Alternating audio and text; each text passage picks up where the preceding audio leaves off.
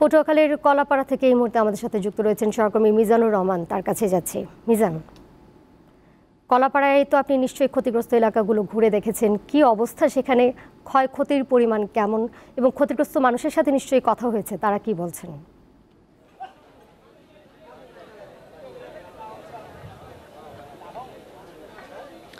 বিশেষ করে যখন আমরা বরিশাল পার হয়ে পটুয়াখালীর দিকে আসতে শুরু করি তখন থেকে দেখেছি যে রাস্তার এই দুই ধারে যে গাছপালার অবস্থা, সেটা দেখে আসলে বোঝা গেছে যে এখানে আসলে কতটা ভয়াবহ অবস্থা গেছে গত কালকে ঘূর্ণিঝড় রিমালের কারণে। তারপর পটুয়াখালী মানুষের মনের অবস্থা খুব স্বাভাবিকভাবেই খারাপ। আপনি বুঝতে পারছেন যে এটা একটা ব্যাপক ক্ষয়ক্ষতি হয়েছে এই জেলায়। এখানে মৎস্য কৃষি সাথে বাড়িঘর ভেঙে গেছে প্রায় 4000 পরিবার, এবং সেই সাথে অনেক মানুষ আশ্রয় কেন্দ্রে আশ্রয় নিয়েছিল। সেখান থেকে যদিও অনেকেই চলে গেছে, বাড়ি ফিরে গেছে, তাদের যেগুলো গাছ ভেঙে গেছে বা বাড়িঘর যেগুলো ভেঙে গেছে সেগুলো ঠিকঠাক করার একটা ব্যবস্থা নিয়েছে নির্যোগে। তবে জেলা প্রশাসনের পক্ষ থেকে তো ত্রাণ যেটা হবে সরকারের পক্ষ থেকে, সেটা প্রধানমন্ত্রী আগামীকালকে এসে ঘোষণা করবেন, এবং মুজাহিরউদ্দিন সরকারি ডিগ্রি কলেজ এই মাঠেই প্রধানমন্ত্রী আসবেন। আসার পরে তিনি এখানে অসহায় মানুষদের মাঝে ত্রাণ বিতরণ করবেন।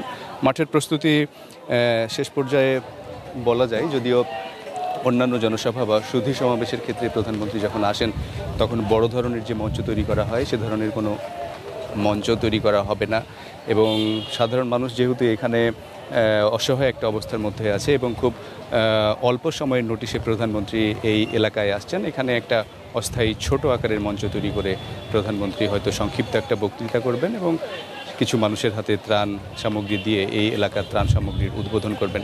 তবে একটা বিষয় যে এরকম একটা প্রাকৃতিক দুর্যোগের পর মানুষের মনের অবস্থা যখন খুবই খারাপ, তখন সরকার প্রধান যে উদ্যোগ নিয়ে এখানকার মানুষের সাথে দেখা করতে আসছেন এবং এখানে মানুষের সাথে কথা বলবেন বা ত্রাণ সামগ্রী যতটুকু বিতরণ করবেন, এটা একটা পরম পাওয়া হিসেবে দেখছে এই এলাকার মানুষ।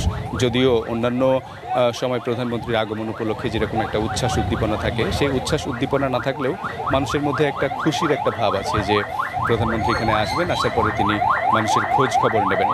আর এই এলাকায় ব্যাপকভাবে ক্ষতিগ্রস্ত হয়েছে বিদ্যুতের লাইন। আমরা যখন এলাকায় ঢুকি তখনও দেখেছি যে বিভিন্ন বৈদ্যুতিক খুঁটিগুলো মেরামত করা হচ্ছে, এবং এই কলেজ মাঠের পাশে যে বৈদ্যুতিক লাইন আছে সেখানেও আমরা দেখেছি যে সেই বৈদ্যুতিক লাইনগুলো ঠিক করা হচ্ছে। অর্থাৎ প্রধানমন্ত্রীর প্রোগ্রামকে সফল করার জন্য এখানকার স্থানীয় প্রশাসন বা কেন্দ্রীয়ভাবে যে উদ্যোগ নেওয়া হয়েছে সেটা হয়তো সফল হবে অবশ্যই, কারণ এখানকার মানুষের মধ্যে সেই একটা উৎসাহ উদ্দীপনা দেখা গেছে বিভিন্ন দপ্তর পরিদপ্তর অধিদপ্তরের কর্মচারীদের মধ্যে। তো এই ছিল আমার কাছে পটুয়াখালী থেকে সর্বশেষ তথ্য।